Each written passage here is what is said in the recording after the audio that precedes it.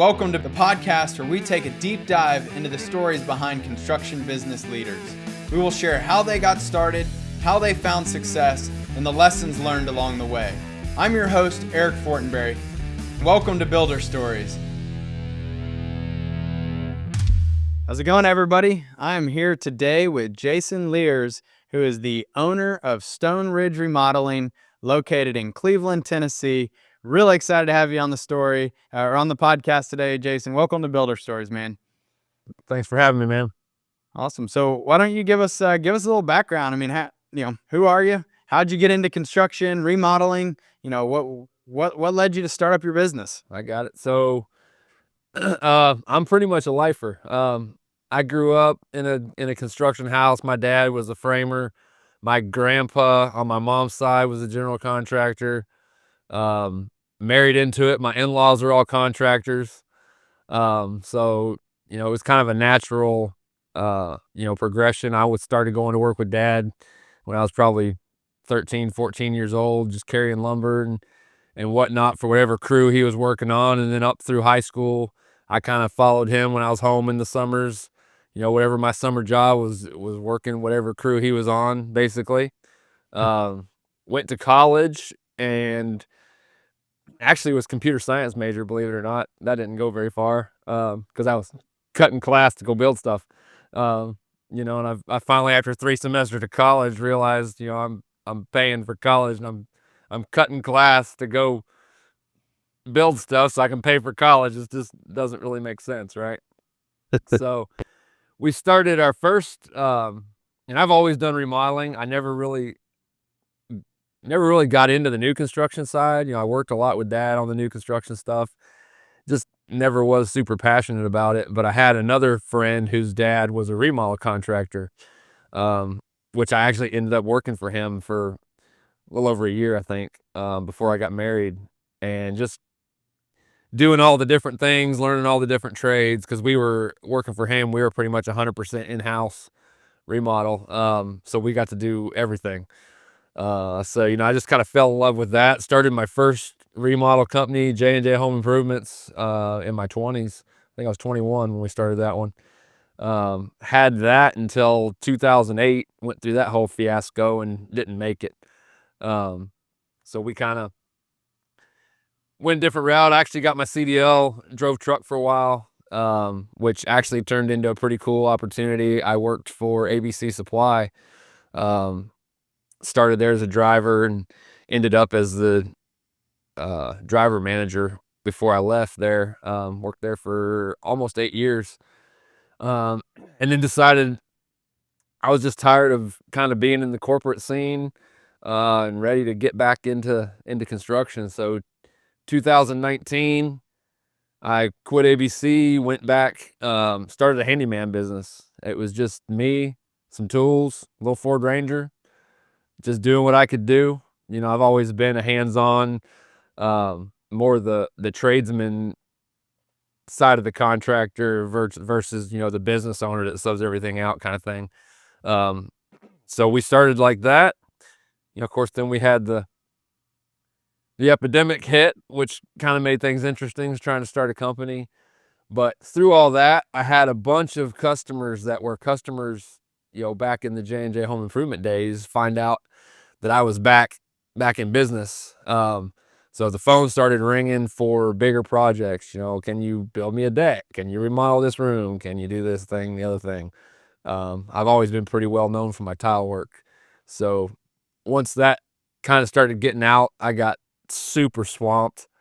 And I finally realized, the handyman thing, chasing all the small tickets and all that, just wasn't really what I wanted to do, because I spent way too much time just trying to chase leads and all the things other than actually building projects, right? So in 23, I found you guys in 22, I think it was, because we were still Handyman Hero when I first signed up for Job Trade. And then we made that rebrand in 23 to Stone Ridge and specialized in bathroom remodels. Custom tile work in bathrooms is our bread and butter, and now we're diving into kitchens and some other types of projects as well. Just started hiring a team. Got a great lead carpenter we just brought on a couple weeks ago, so I'm super excited about that.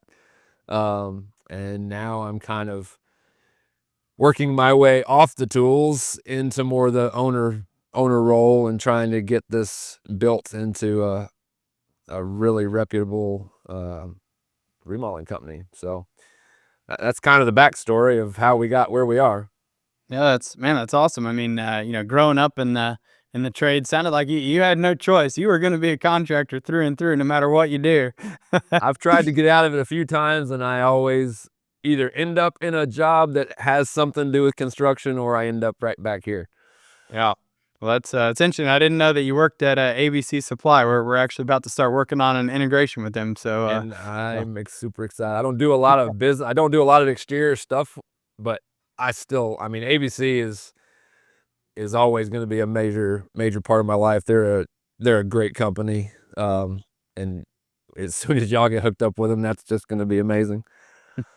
awesome, man. Well, I'm curious. Obviously, you've had a couple businesses. I mean, the first one, J&J, like, didn't make it through 2008. I mean, what would you say, like, what were your biggest takeaways from that? I mean, that must have been like just such a tough, thing to go through, to have spent that many years and building this business, and then having to shut it down, just out of your control, just the market crash and everything. I mean, like, what, when you think back on that experience, like, what were your biggest lessons? So back then, 2005, 6-ish, like at that point in the market, you didn't have to really know how to estimate. You didn't like you could throw stupid numbers out there that didn't make any sense. People were going to hire you.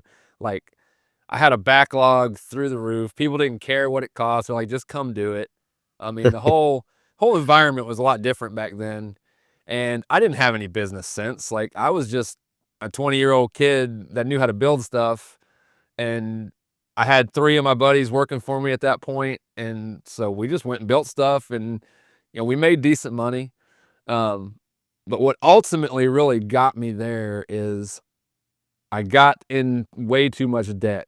Um, I was running everything on payments. I had payments on all my cars. We had credit cards that were pretty much maxed out. Every month we'd max them out and we'd pay them off. Then we'd max them out, go through that whole cycle. So when the whole recession hit, I mean, I can remember just like it was yesterday. It was like 2007 or beginning of 2008 when it really started. I had a 6-month backlog, and so I wasn't really worried. And I had just bought a new truck. I was basically ramping up to run a whole nother crew. Um, so I was kind of in expansion mode in a way, and then the bottom just fell out. Yeah. And I had to let everybody go but one guy. We scaled back, and then the customers just started calling and canceling, like, "Hey, we can't do it, can't do it." And back then I wasn't signing contracts. We were like everything was a handshake. I wasn't collecting deposits, like none of the stuff that I do now, that most companies do, and I didn't know any better. Nobody taught me this stuff. Yeah. So, when the bills started piling up and then the work just kind of literally disappeared, like I lost a whole 6-month backlog in probably a matter of 2 weeks. Oh, And I just remember sitting there and telling Jennifer, I was like, I'm gonna have to go get a job. Like, I think we've officially, like, I can't sustain this anymore because I just got myself into a position where the work wasn't there and the bills were, yeah. So, one of the biggest lessons that I've brought into this business is trying to stay debt free. Um, we don't have any car payments, other than a credit card, just so we have, some cash flow um, options there. But we don't carry a balance, stuff like that, any more than we have to. Sure. Um, so that was a big takeaway. Yeah. And I know there's different schools of thought on debt and leverage and all that.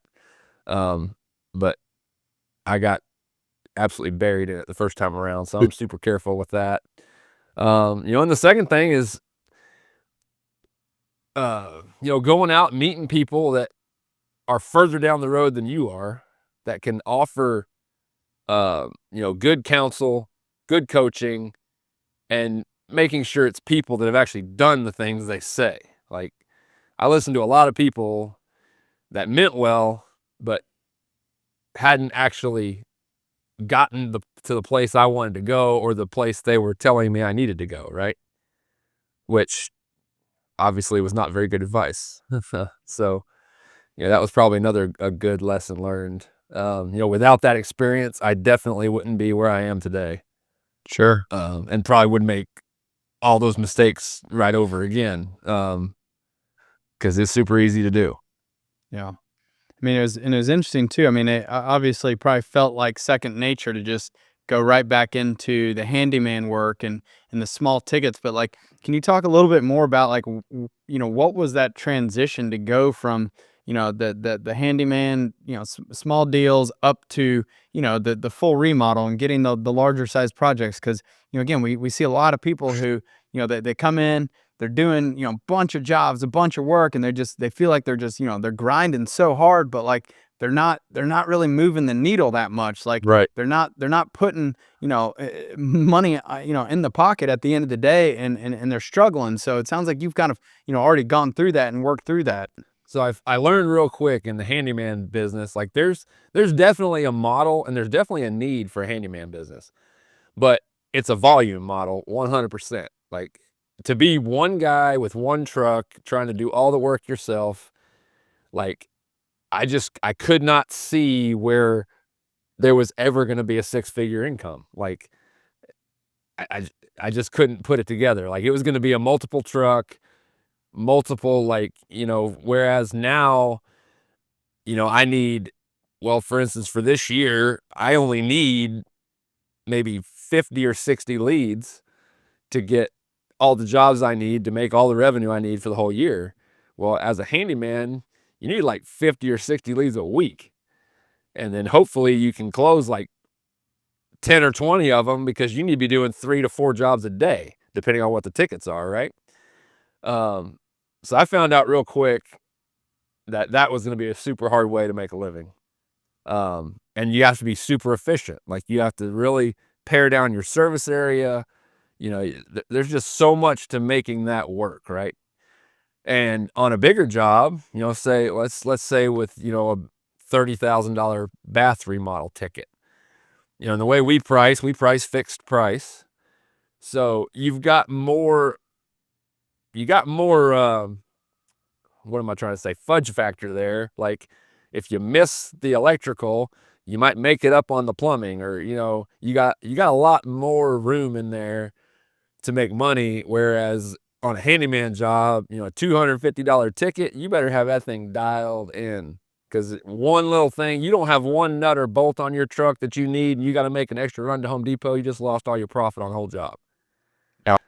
So that was ultimately, and the calls that I was started to get, like, I was getting more and more calls for big tile jobs and bath remodels and things. And I was basically doing, that last year, which ultimately is why we came to Job Trade. I was using Jobber before, which Jobber was amazing for the handyman stuff. But once I started getting more into these projects, and I needed a robust contract and, budgeting tools and all the things that you guys do really well, I started realizing, hey, not only do we need to switch our process and what we're doing, we need to switch software. We need to switch a lot of things, right? Which ultimately is why we made that rebrand. And then, I did a really good job with Handyman Hero, actually. I'd show up in my 1988 Ford Ranger, just me, right? And everybody's like, man, we thought you were a franchise. Like, big deal. Like, I did a pretty good job with that. Yeah. But the kind of remodels that I'm wanting to do, like, the person that's buying that $100,000 bathroom is not hiring Handyman Hero to do it. Let's just be honest. Yeah. So that's kind of where the rebrand came from. And I was working with a coach back then that was kind of already leading me that direction. He's like, man, you need to do something about this business name to go where you're trying to go. I'm like, yeah, I think I agree. So we sat down with my marketing guy that runs my website and everything, and We spent about 2 hours looking for an available URL and all the things, and that's kind of where Stone Ridge came from. It's like, hey, it's available, sounds good, I can make a cool logo around it, let's do it. So Nice. it kind of just came out of thin air one day. But like for this rebrand effort, I mean, I assume you had to, invest some money into making that happen. I mean, what was that process look like? I mean, I gotta believe, you got a brand that you really liked. I mean, obviously it didn't kind of gel with where you wanted to go, Yep. but it's not easy to have to think about starting, No. over and rebuilding the brand and all of the assets and the designs and the imagery and the content. Like, how did you navigate that? I will never do it again. Um, I mean, from your experience, like I Handyman Hero is a sole proprietorship. Not like I just came up with it kind of the same way we came up with Stone Ridge, right? And so then basically, I call it a rebrand, but we started a whole new company from scratch because we couldn't really roll anything over other Yeah. than we kept the same phone number, right? Um, and it was just one thing, like you say, is one thing after another. Oh, now you got to do this. Oh, now you got to do this. Oh, this costs money. All this and this thing, and I didn't know any of this stuff, man, and still finding stuff out. Here we are. What are we? 2 years in, and I'm still finding out stuff. We just got our GC license last year. So now we can do a little bit bigger projects and whatnot. And there was so much involved in that I didn't know. It's like, man, I've been Hmm. doing this for 20 years on and off, and I feel like I don't know nothing about nothing as far as some of the back end stuff. I getting for your GC license, at least in Tennessee, you got to have audited financial statement, and that costs like $8,000 to Yeah. have done for you. And it's like, why didn't anybody tell me this stuff, right? So Yeah. it is definitely not for the faint-hearted. So like, I mean, I gotta assume you probably still have, or maybe you did for a while. Like, I mean, you still got the phone calls for the smaller projects. So how did you handle those? I mean, did you try to go and upsell them, or look at what other opportunities there might be to bundle that, or did you start handing those off to, to someone else, or what'd you do with those? So at first, I actually ran quite a few of them. Because as we're making the transition, got to have revenue, right? So whatever Yep. calls are coming in, that's what we're running. Now the way I kind of handle it is if I get, because every now and then, Handyman Hero is still out there on the interwebs. If you find, if you search it hard enough, you'll find us. Um, so I still get every now and then. I'll just turn if I can tell it's just like a maintenance, like somebody wants me to come clean their gutter or something like that. Like I'll just turn it down, or if I know somebody that does it, I'll give them a referral. But we still, for our regular customers, so like if you've done a remodel with me, um, or done a big ticket project or whatever, you're in our database as one of our customers. I like working. I do a lot of handyman type work for our existing customers. In fact, I've got a customer right now I got to go change a kitchen faucet for. Um, and that kind of stuff, I almost look at it as not necessarily revenue, but more marketing. Like I'm staying in front of these people. I'm Oh, giving them value. Of course, I'm charging them to do these things, but I'm not making, a killing off going to change the faucet, right? But it's a great way for me to stay in front of them, and they know, hey, this guy, I can trust him. He's gonna fix what I got. And I do, I guess consulting, you would call it. Like, say I'm not even gonna get the job, but they trust me because I've worked with them before. They're like, hey man, can you come give us some guidance on what we should do here, who we should call? Even and some of those jobs are like, hey, why don't we just knock it out for you? I mean, it's not something we normally do, but we can do it. yeah. Um, so that's kind of how I handle that. Just kind of as it comes in basis. Most of that is kind of gone by the wayside now. Most of the leads we're getting now are kitchens and bathrooms, which is exactly where I want to be. Yeah. Um, so it's not as big an issue, but from the regulars, we still definitely get some maintenance work. Sure. This new website you put out there, I mean, is that where you're getting the majority of your leads, or is it still kind of the referrals, or what's driving top of the funnel for you today? Referrals, 100%. Really? Yeah, we're probably if I had to put a percent, it's probably at least 95% word of mouth. And I also throw Facebook in there. The Facebook groups. Some of my trade partners, my plumber, electrician, some of these guys, they'll throw my name out on some of these Facebook groups. Of course, I consider that all referral business. I don't do any paid advertising at all. I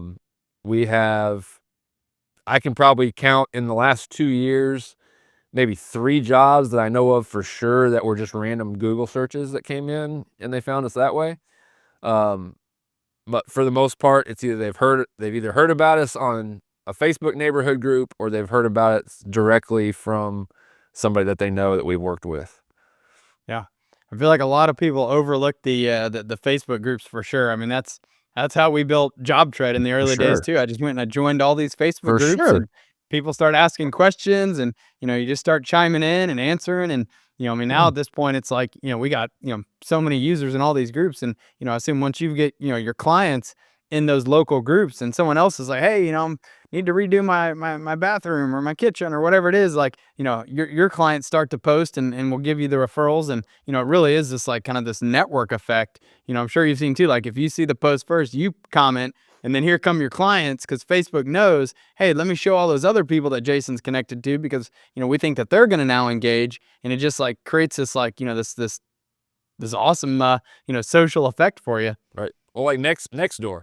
I've never once in my life gotten on Nextdoor. Don't have a profile, but I get all kinds of clients once I get and start talking to them. They're like, "Oh yeah, you were the most recommended guy on Nextdoor." I'm That's like, awesome. "What the heck is this thing?" Right?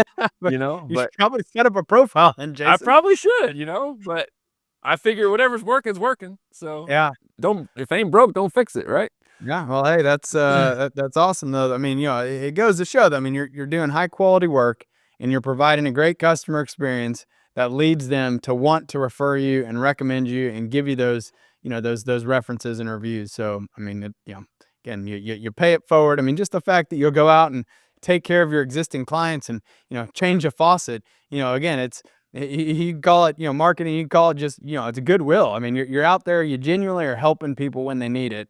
And that stuff doesn't go unnoticed. Right. It might feel like a not great use of your time, but like, that client, you sure know when he's ready for that bigger project, he's gonna be thinking about you. Or Yep. when one of his neighbors is asking, "Hey man, we want to do this," like, who do you know that might be able to do that? I mean, they're gonna think about you because you've been there for them and you help them when they need it. That's the key. So, I know you've talked about the importance of some coaching that you've gotten over the years and different groups that you've been part of. I mean, maybe you can kind of shed a little bit of light on like who have you worked with and like what's the impact that's made on your business? Like, did you focus on just one specific, was it sales focused or operations or building the team? Like, kind of what's been the big impact and how's it helped you? So I got a pretty good journey there as well. I started, man, this has probably been, well, it's before my first daughter was born. So it's been 11 years ago. My first kind of um, run in with coaching, I guess, is I used to race mountain bikes. So back when I was doing that, I had a fitness coach, I had a nutrition coach, all the things to try to help me win races. Um, and I wasn't in the construction field at that point. That was when I was working for ABC. But then once I got into the business world, it was kind of like, okay, I can see where, there's all these different coaches offering all these different things. Well, I am not a businessman and I need to be a businessman. So how do I figure out how to be a businessman? I go get a coach, right? Um, and that started with kind of just getting on Facebook groups. I follow a bunch of people. Kyle Hunt with Remodelers on the Rise. Been following him for years. Friends with a bunch of people in his group. Kyle's a great guy. Which ended up leading me, I don't know if you're familiar with Bob Peterson. He was actually the first coach that I hired in the construction space and worked with him for a little while. And got me a ways. Bob's a great guy. Love him to death, but I needed that aggressive accountability. I love that term, right? And I found when I was at Job Trade Connect last year, so that'd been what, 24? Yep. Mike Claudio was a keynote, and that dude just punched me right square between the eyes. Like, it was a game changer. It really was. So I met him and Sam at that event. I got a really cool story there, and I don't know how many people really know, but I was at Connect that year, and I thought we were going bankrupt. Like, literally. Like, I was only there because I'd already paid for it, and I figured I might as well go. Like, I didn't expect to be in business another month, honestly. Wow. And we've kind of been through that journey. You guys have helped me through the journey, right? You and Michael both have been part of that journey, up before I found, actual good coaching. But back to the coaching thing, right? So I ended up signing up with WinRate there at Connect 24. And just being in that group, like, I was looking at that whole event, because Kyle was there, the contractor fight was there, WinRate was there. I don't remember who else was there that year, but there was 3 or 4 great coaching groups there that I was familiar with, that I'd been following. But I just kind of was sitting back and stalking everybody, right? Because I had no plans of really signing up for coaching. Like I said, I thought I was going out of business. And the last day of the event, I pulled Sam to the side. We started talking, and he let me know about an option they had, the SBA, which is more of a group coaching setting. They're known for their one-on-one coaching. He's like, man, we just started this group coaching thing for small businesses like you. I think you'd be a perfect fit. And I'm like, dude, I'm broke, man. And he's like, man, it's $300. I said, dude, I don't know if I got $300, but if the card clears, let's do it. Like, I don't know. So he swiped my card right there on the spot, and it went through, and that was kind of history, right? So I worked with them for the better part of 24 in the SBA, which was amazing. I mean, the amount of value you get in that group, because you're rubbing shoulders with guys, in my boat, sub million, all the way up to guys running $30 million companies, right? So you're getting perspective that you just can't get unless you're in an environment like that.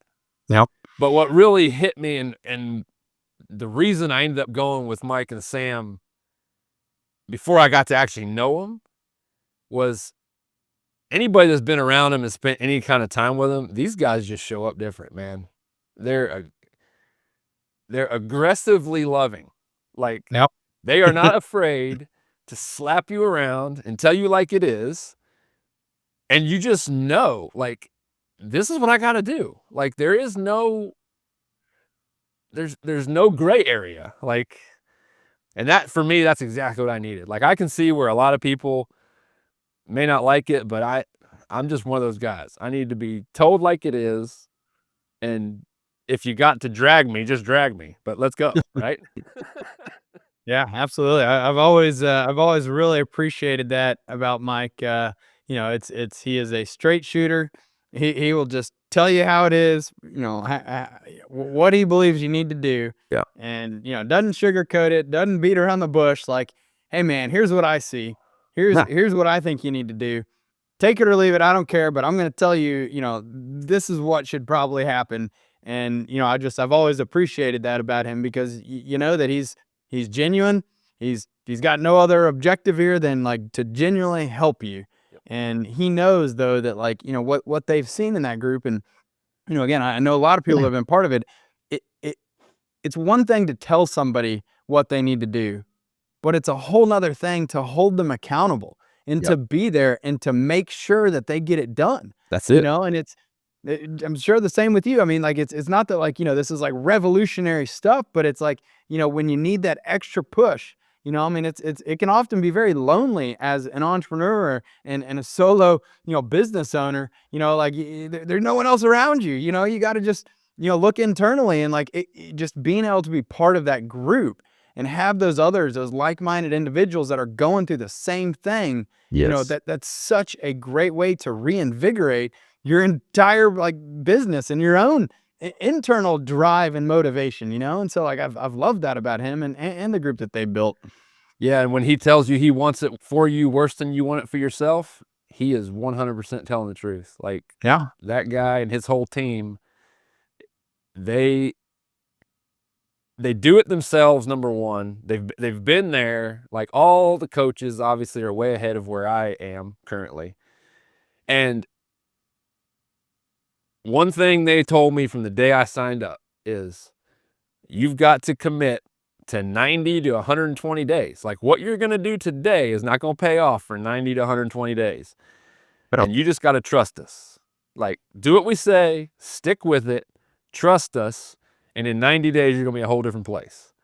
And that has kind of been the focus, right? Like, I know all the problems I have now, like, I couldn't even see, like, where I am now, I couldn't have even seen a year ago. If you would have told me where I'm going to be right now a year ago, I told you you're crazy. Both personal level, business level, like, and that's, I think, part of it too, is you can't be a good business owner if you're not a good person, right? Like, all this stuff is tied together. And Yeah. I had to do a lot of internal work on myself, my health, my spiritual stuff, my marriage, work with my kids. Like, all this stuff directly affects your business, whether you know it or not. Yeah. And so seeing how these guys, I'm in a group, coaches and clients that's probably 70 plus strong, and it's congruent and consistent. Like, the people that don't do the work don't stay in the group long. Like, that's just how it is. And it's not that they necessarily get kicked out, they just leave. Yeah. Because this is one of those groups you're just not gonna hang out with if you're not doing the work, because it will be extremely uncomfortable. Yeah. And for me, like, I have never experienced anything like this in my life, from anywhere, secular, church groups, and like anything. Like, I've never been a part of anything like this, period. Yeah. I'm not trying to turn this into a plug for win rate by any means, but, wherever you're at, I say all this to say, wherever you're at in life, business, whatever, if you're stuck, you got to find somebody that can help you get unstuck. Like, that's just the bottom line. Like, you don't know what you don't know. And I figured out in my 40s, like, I'm in my mid 40s, like, I've only got so much time left, right? And I can't take 20 years to figure this out. Like, could I? Sure, I could. But I don't have 20 years to figure this out. I got to figure this out in like 5. Yep. And to make that happen, I got to have people that have already been there that can show me the fast track. Like, that's just the Yeah. bottom line. No, I'm a huge fan of Mike and his team. And again, he's the type of person that if you reach out to him, you need help on something. I mean, I think it was like a couple of years ago. I mean, I was talking to him. I was just like, man, I'm struggling to manage my work life balance. My wife is, really frustrated with me. I'm not home enough. I'm not showing up, as the husband and the father that I want to. And he shared with me about how him and Tiffany, his wife, they have regular planning meetings as a household and as a couple. And he has a YouTube where he kind of first sort of talked through this whole thing. And if you hadn't seen it, I highly recommend you ask him for it. But like, That's a good one. and so my wife and I, we went and we did that. And in the beginning of the year, we laid out, hey, what are our goals for the year? What are our objectives as a couple? And how can we make sure that we're meeting each other's needs and that we're there for each other and just blocking out time on the calendar and working, together as a couple. Again, I never would have thought in a million years that, a contracting coach was going to be giving me personal, marriage life advice. And like that's the type of guy that he is, though. He understands it's the whole picture. And I think, there is something to be said about like, you can't just like grind 24/7. Like, you do need to prioritize your health. your family, everything else that goes into making you successful is kind of all interconnected here. If you just work, work, work, I mean, you're going to burn yourself out, and you got to take that time to go recharge and find that healthy balance. For sure. I'm curious. So, when you think back about the last couple years, and kind of again sort of restarting. I mean, what would you say has been the biggest challenge for your business? Has it been the sales side, the operations, the production, the finances? Like, where have you struggled the most? The biggest challenge for me is getting out of the tradesman mindset and into the owner mindset. Yeah. And I think there's a lot of people that go from owner operator and try to make the shift into business and struggle with the same thing, because we've been on the tools so long, we know the trade so well, it's comfortable, but our bodies are shutting down. We can't physically do it efficiently and as fast and like we used to, but we don't have all the skills we need to be a great business owner either. So we're caught in this gray area where you're good enough at all of it to just make this huge mess. And that's kind of where I am. And there again, the importance of coaching. Like I got guys looking at this like, okay, you need to work on this, but not that. You need to help, do this over here, do that. Like, hiring this lead carpenter, man, I got probably the best carpenter I've ever had. But just, and I know he's capable, 100% know he's capable, but allowing myself to turn that over and Yeah. being able to communicate, like what I'm finding out, like all these details in my head, because I'm used to making the project come together, right? But articulating how I do that is extremely difficult. Yeah. To get that, I can show people all day long how to do stuff, but I need to be out selling, estimating, doing bids, making, relationships with other trade partners, doing all those things so that I can continue to build this company. I can't be on a job site all day, every day. I just can't do it. Yeah.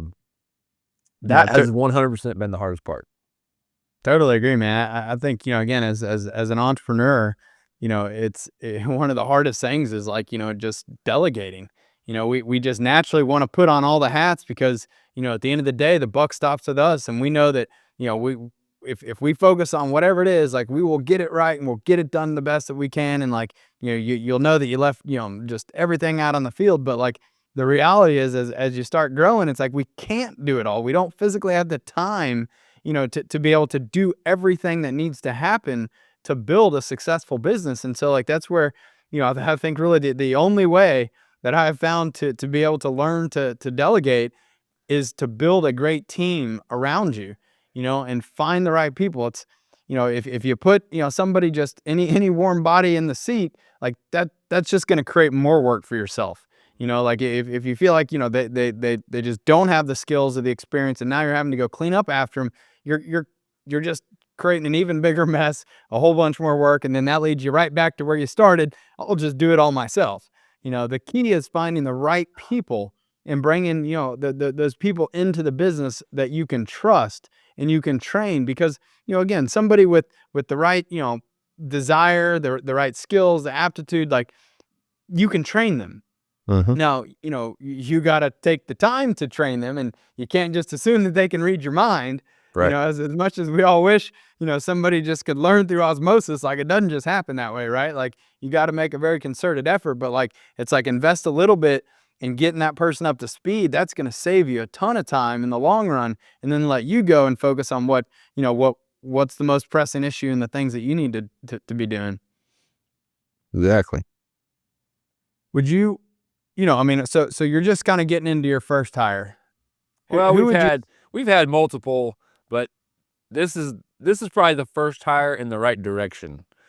There you go. We've had probably 3 or 4, since we started, and it, some of the failure there was my own fault. Just couldn't let go, couldn't couldn't get past my own, I'm the only one that can do this, right? Like, Yep. that's been a real mindset shift that I've had to make. Like, there are people out there better than me.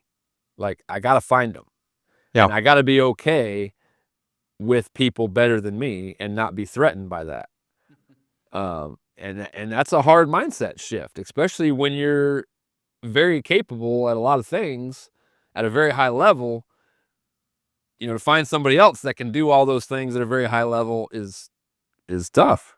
Yeah, it can take a long time. I mean, I tell people, I mean, you gotta, just like with your leads, you gotta treat, your applicants and the people that you're trying to recruit, like, you gotta devote the time to trying to find them, to trying to, lure them in, to win them over, to, make sure that, that they're the right person. But, following up, even if they tell you no today, once you find that right person, check in with them, build the relationship, keep trying to lure them in, because you never know when you may be able to get them, or when their situation might change.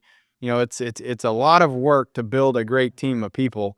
And I think too, though, it really helps when you can sort of hone in on what exactly are you looking for. Right. What role and what would those responsibilities be for that person.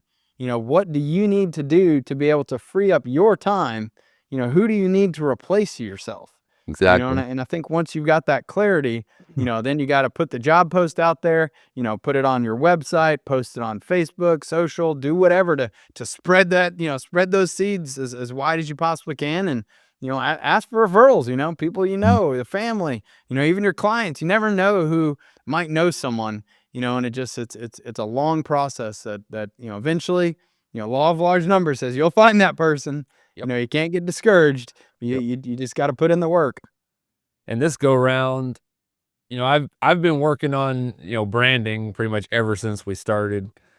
And the personal brand part of it too, right? Because I've managed to build a halfway decent personal brand that I've carried with me throughout the years, whether I'm in construction or at ABC or driving a truck or whatever I've done. Like, I've had customers that have followed me all along my journey and done business with me in whatever capacity, because it's me and they know what service I'm going to provide, right? Yep. So building that to where they trust Stone Ridge because I own it, right? Yep.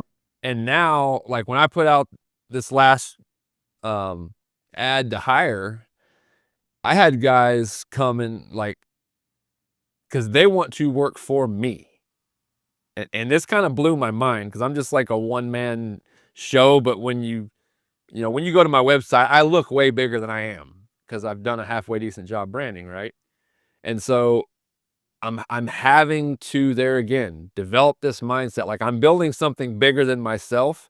And when Yep. I tell people, you don't work for me, you work for Stone Ridge the same way I work for Stone Ridge. Like, we are building something way bigger than us. That's the Yep. goal. Um, you know, I don't know if I'm ever going to sell this thing or what's going to happen, but I'm trying to build it that way. Who knows? I might give it to my kids. I don't know. But I want it to be like Stone Ridge is its own living, breathing thing, separate from Jason, but it shares the same core values that Jason shares, so people know, like, and trust it the same way they know, like, and trust me. Yeah. And that has been kind of a huge deal. Like, the guy that's working for me now, I know he's had other offers for potentially bigger, better companies than me, right? But he wants to work for me because he believes in my mission. He believes in my values. He saw what we build, and it's exactly what he wants to build. Like, all the things 100% lined up, and he's very good at what he does. I don't think I could have come across somebody in better alignment with the values, the mission, and everything I got going on than this guy. Yeah, Um, that's awesome. and, And it takes a great leader, though, to define, what are your core values? Who is the company? What is the brand? What do we want to represent? How are we going to treat our clients? How are we going to, deliver exceptional work time after time? yeah, And I think, you've clearly invested the time to define that, and then to be able to communicate that. And again, I tell people all the time, like, money is not everything. You know, like, probably the majority of my team could immediately go out and get a much higher paying job.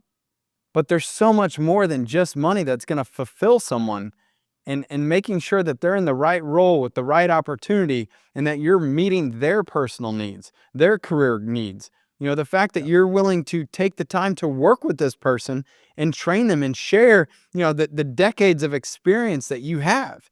That is a tremendous opportunity that you can't always quantify the value of that. And so I think that's like where, again, it's you can't just think about, hey, I'm going to pay you. You're going to do so much more for that person than just pay them. Right. And in theory, they'll do so much more for you too. I mean, you get somebody that's, like you said, money's not everything. For me, money's probably number 3 on the list, if I'm being totally honest. I have kind of a bucket list dream for this thing. Like, I would love for Stone Ridge to get to where my role in the company is to operate a nonprofit side where I go fix people's stuff for free. Like, people that can't afford us, their house is falling down, and we just come in and fix it, because honestly, that's what I'd love to do.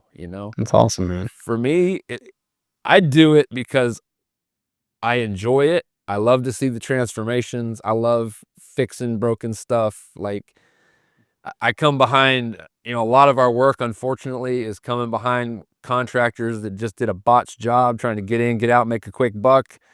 And, we come in and fix it right. Yep. And, those are like, I do it as much for the accolades and the attaboys as I do for the paycheck. Sure. And like, when I finish a job, if the customer's not happy or there's something that just ain't right, like, at that point, I almost don't even want their money. It's like, let's get this figured out so you're happy, then you can pay me. Yeah. And you can't run a profitable business that way, but that is just how I am. Like, if I can't make you happy and I can't get the job right, you shouldn't have to pay me. Sure. That's again, that's the heart, man. That's the when you do right, by your clients, I mean, by your employees, by your subs, like when you treat others around you the way that you would want to be treated, I mean, it doesn't go unnoticed. That's the reputation that you're creating. That's the brand. That's who you are, and that attracts people. That attracts clients. It attracts, people who want to work for you because they know that they can trust you. They know that you've got their back and that you're going to do right by them. And, again, especially with construction, like, there is so much unknown. Yeah. It's kind of crazy when you think about what a client who has no idea what it takes to rip out a kitchen and rebuild it. It's crazy, right? To think about that level of trust that they really are making. And they have no idea. You have no idea what's under the behind the wall, under the floors, in the ceiling. Like, there could be just a total disaster waiting to happen. But they're choosing the person who they know is gonna be there and is gonna be someone that they can trust to make sure that they will, at the end of the day, end up with a successful project that was the whole reason they went into this in the first place. And so, I think there's a lot to be said about, about that, and about who you are and what you're doing with your brand. I, I'm curious too, though. Like, I mean, I find it a little bit interesting. Like, again, so you had a handyman business. The notion of systems and processes for you, like, when or how did you figure out that, like, you needed to get something in place to help you scale? I mean, how has that, like, come about for you? I mean, you went from a, you know, truck driver to going back to being a handyman to, now building a remodeling business. Like, when did you figure out the whole, let's use some software and technology? So I'm still very much figuring that out. But the kind of eye opener was, I was doing pretty much everything on a handshake, very loosely written stuff, nothing really signed, nothing. And one day, this is back when I'm still self-performing all the work myself, and I'm doing like a 30-something thousand-dollar bathroom project, and I'm like, there's absolutely nothing in writing here. Like, if this whole thing goes sideways, I'm going broke. Like, I was like, okay, we should probably at least get some kind of a contract in place, and this is just, there again, I didn't know any better. I'm just at this point thinking, all right, I should probably do these things just for my own protection or whatever. So that's kind of where we started. Then, got hooked up with y'all. We had messed around, like I said, with Jobber and a couple other softwares. But we did co-construct before we signed up with JobTread, and I had such a miserable, honestly, after that experience, I was so done with software. I went back with just basic spreadsheets, which I'm not a spreadsheet person. Anybody that knows me, I hate QuickBooks, I hate spreadsheets, I hate all those things, right? And so when I did the demo with you guys and I could actually use it, I mean, it was like, okay, customer for life, right? And this was back, 22, where, the budget tool was pretty robust, but a lot of the other features were still super basic compared to what we have now. Yeah. But it was great. It was great. Like, I could figure it out. I could get a hold of Michael if I needed help. Like, the customer service you guys have always had has always been amazing. If there's a problem, you fix it on the fly most of the time. And for me, being like a software idiot, that was great because I can mess stuff up. I'll get in there, click a button, I'll put something in a folder, have no clue where it went, can't find it ever again, kind of thing, right? Yeah.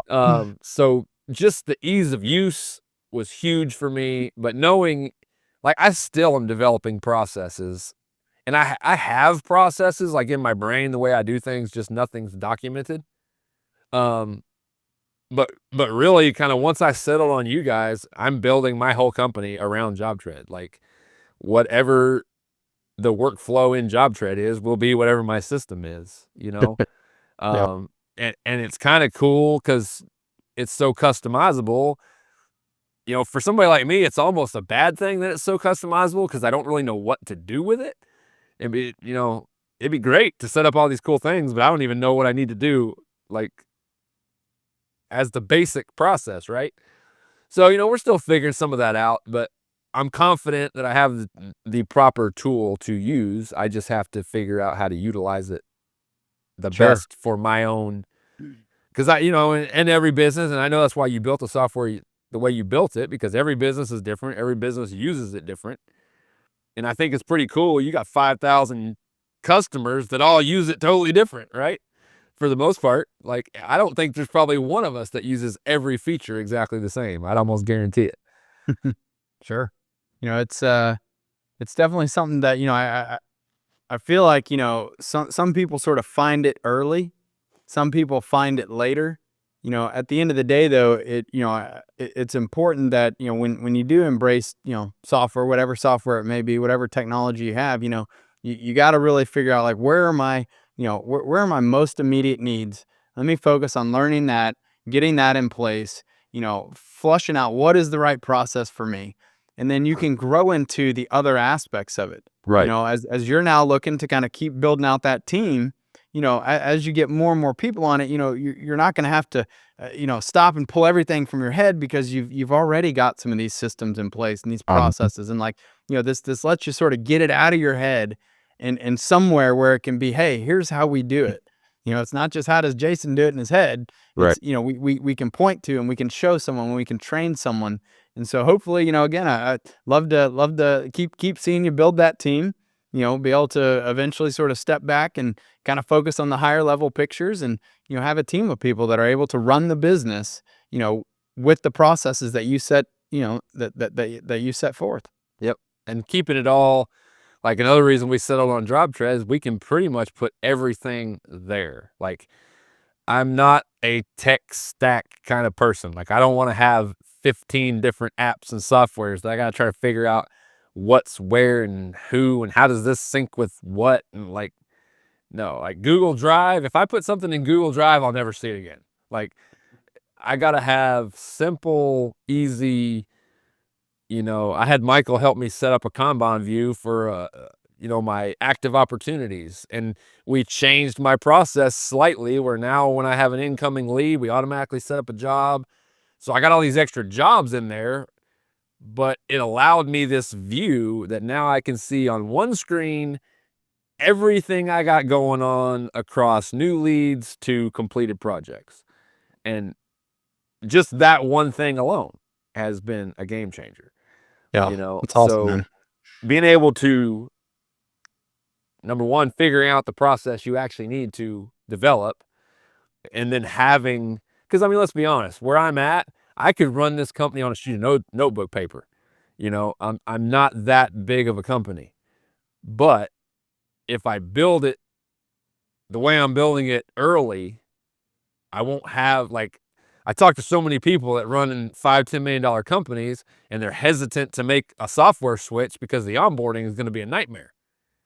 Well, if you build it that way to start with, you don't have to worry about that. It's Mm. kind of my thought process. And the price tag y'all have on it, it's so affordable that I can't see why you wouldn't. Especially, I mean, what is it for 2 users? A couple $100 a month. I don't even know what I pay, Yeah. but something like that. $219. Something, yeah. You know, and I don't know if you remember this, but back in the Handyman Hero days, I made that post on Facebook. You and Michael caught it. I get a call like, what CEO of what software company is going to call you because he saw a post on your personal Facebook page that you're having a hard time, and be like, hey, dude, I got you. Like, I'm going to give you credit for a couple of months, and we're going to get you through this. Like, who does that, man? And so, like, I know Yep. I've told it to you, I'm a customer for life with you guys. You've been there for me when nobody else was. You believed in me when nobody else did. And, because of some of the things you've done, I've been able to connect with other people that have stepped into that role that have helped move me up the chain. Like, I can't take credit for any of this. Like, I can put it, I mean, obviously I did the work, but I had all these other people, you included, that gave me the knowledge, the know-how, and the support to get there. Oh man, you do have to take credit for it. I mean, it's again, you can have the best tool in the world, but if you don't use it, you don't do anything with it. You can have all the textbooks and the knowledge and the coaching and everything, but if you don't implement, if you don't take action, it's all worthless. That's true. So it is you, man. You have built the business. You're continuing to build it. You're making the right moves. And it's exciting. It's so awesome to hear your story and to see how you're not going to let anything, tear you down. Like, you just keep overcoming adversity, obstacles, challenges one after another. And that's what it takes to be a resilient, successful entrepreneur. You're doing it, Yeah. man. Yeah. And I hope others have heard your story. And again, I'm sure there's a ton of people in that same position as you or earlier on that will hopefully, gain some of the knowledge and the insight that you've shared here and now have a little bit more confidence in themselves that they can do it too. Yeah. And that's what this is all about. I mean, this year at Connect, one of the guys I met last year at Connect, as we were leaving the conference, he said, man, when I met you last year, you were a big burly contractor. Like, I could tell you built stuff. He said, this year you showed up, you look like a business owner this year. He's like, from year to year, it's like you're just showing up totally different. And it's good to hear that stuff because, on some level, mentally, like, I want to be the big burly contractor that can build anything, right? And I'm still that guy, but I've grown and I've developed and I've got this other side now that I'm stepping into that I didn't have a year ago. Yeah. And it's kind of cool to notice other people noticing that, because I see myself in the mirror every day. I don't pick up on all that stuff all the time, right? But Yeah. people that only get to see me once or twice a year, they can see the huge transformation that I don't necessarily see. Yeah, sure thing, man. That's awesome. Well, look, as we wrap up here, I'm curious if you have any final advice that you might want to share with others who are somewhere on their journey earlier on, just getting started, struggling, going through those hardships that you've gone through. What do you wish you would have known back when you were starting that you now know today? Number one, find somebody you can rub shoulders with that's ahead of you in the game. Like, find somebody that is where you want to go, has done it, has proven success, and get in the room with that person. Number two, don't quit, ever. I don't care how bad it sucks. I don't care how bankrupt you are. If you want to go down this road, just don't quit. Like, the only people that lose this game are the ones that stop. And I've proven that time and time again. I've lost businesses and I've gone back and all these things. It's just because I quit. Like when I came back out here, quit ABC, I burned the ships. Like I am not going back to another W-2 job. I'm just not doing it. So with that in my head, I have no option but to succeed. Yep. Whatever that looks like. And it's been a crazy road. And I still ain't nowhere near where I want to be. But every morning I get up, no matter how bad it sucks. And trust me, there's been days I want to quit.